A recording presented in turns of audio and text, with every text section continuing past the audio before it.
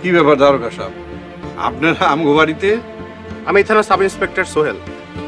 মুন্নাকে? জি আমি মুন্না। কি সমস্যা বলেন? আপনাকে আমাদের সাথে থানায় যেতে হবে। কেন কেন অফিসার, আমার পোলায় কি করছে? আপনি বললো থানা যেতে বুকের লিগা। আমার পোলায় কোনো কিছু করে না অফিসার। আজকে আমার পোলার বিয়া, আমার পোলারে কোনো জায়গায় নিয়ে যান না। আপনার ছেলের নামে থানায় অভিযোগ করা হয়েছে। উনি প্রথম স্ত্রীকে তালাক না দিয়ে দ্বিতীয় বিয়ে করতে যাচ্ছে। কে অভিযোগ করছে? এই মাই অভিযোগ করছে? মাগো, তোমার দুটা হাতে ধরে আমার পোলারে পুলিশে ধরায় দিও না, আজকে আমার পোলার বিয়া। কি সুন্দর কথা। আল্লাহ কি আপনাকে বিবেক বলতে কিছু দেয় নাই? একটা অসহায় এতিম মাইয়ার সংসার ভাঙিয়া আপনার পোলারে বিয়া করাইতেছেন, আল্লাহর কাছে কি জবাব দিবেন? আরে আমার পোলার কি দোষ? আমার পোলার তো কোনো দোষ নাই। আমার পোলার তো তোমারে পছন্দ করে না, তুমি আমার পোলারে জোর করে বিয়া করছো। অফিসার, আমার পোলার কোনো দোষ নাই। আপনার ছেলে কি করছে? আপনার ছেলে কি করছে এটা যদি এখন আমি কই, তাহলে খালি আপনার ছেলে না, আপনিও হাত করা পড়াইব, সমাজের মুখ দেখাইতে পারবেন। এই কথা কম, যাও ওনাকে নিয়ে আসো। আমার পোলারে নিয়ে যাবো কেন? দারোগা সাহেব, ভুল বুঝলেন না।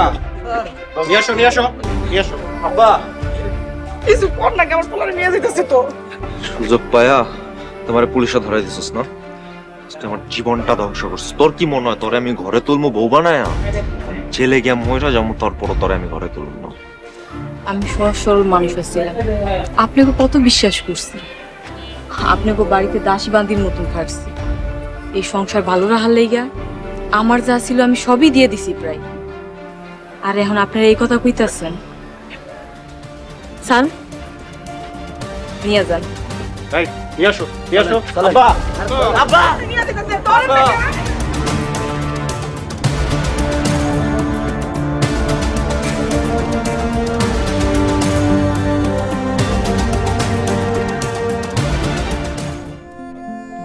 হাফসা আক্তার, আপনার অভিযোগ এই কাগজে লিখেন। আপনার লিখিত অভিযোগ মামলা আকারে গ্রহণ করা হবে।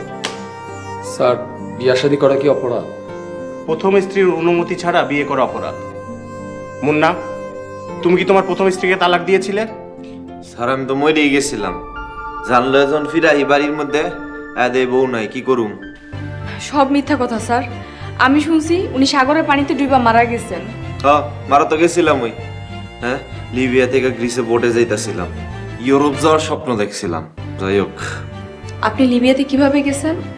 কিভাবে গেছি মানে? তোর কি মনে আইটা গেছি? বিমানে করে গেছি। ও, তাহলে তো নিশ্চয়ই আপনার কাছে পাসপোর্ট, লিবিয়ার ভিসা, বিমানের টিকিট আছে। কি আছে না? মা আফসা, মামলা ফেসাদের কি দরকার? বলো তুমি কি চাও? চাচা, আপনিও আমার লোকে চিটারি করছেন। আমি একটা এতিম মাইয়া, আমার বাবা মা কেউ নাই। আমারে কত ছলনা কইরা অপমান করে বাড়ি থেকে তাড়ায় দিছেন। কত টাকা লেগে আপনি এত জঘন্য কাজ করছেন। হাফসা, আপনি অযথা সময় নষ্ট করছেন। আপনার অভিযোগ লিখুন। নন বেলেবল কেস, 1 বছরেও জামিন হবে না। মা আফসা, যা ঝামেলা করো না মা, মাথাটা ঠান্ডা করো। মাথাটা ঠান্ডা করে তুমি আমাদের সবাইকে ক্ষমা করে দাও। এই মুন্না, বোর্ডে নিয়ে বাড়ি চলো। আমি জেলে যাবো তো ওইটার লোক সংসার করতাম না। হাফসা আক্তার, এটা থানা, সালিশ করার কোনো জায়গা না। আপনি কি চান বলুন? যাকে যাকে আসামি করবেন সবাই জেলে যাবে। আপনার সাথে যা যা অন্যায় হয়েছে বিস্তারিত লিখুন। স্যার, আপনি ওনাদেরকে ছাইড়া দেন। মানে?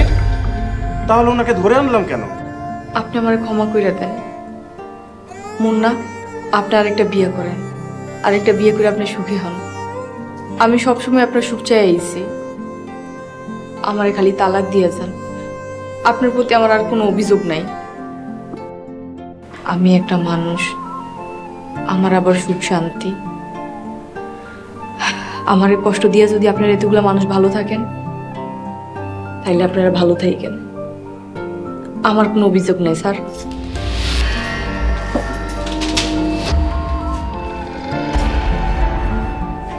কি আজব মেয়ে, এত লাঞ্ছনা বঞ্চনা কষ্ট সহ্য করার পরেও আপনাদের সব অন্যায় অপরাধ মাফ করে দিল।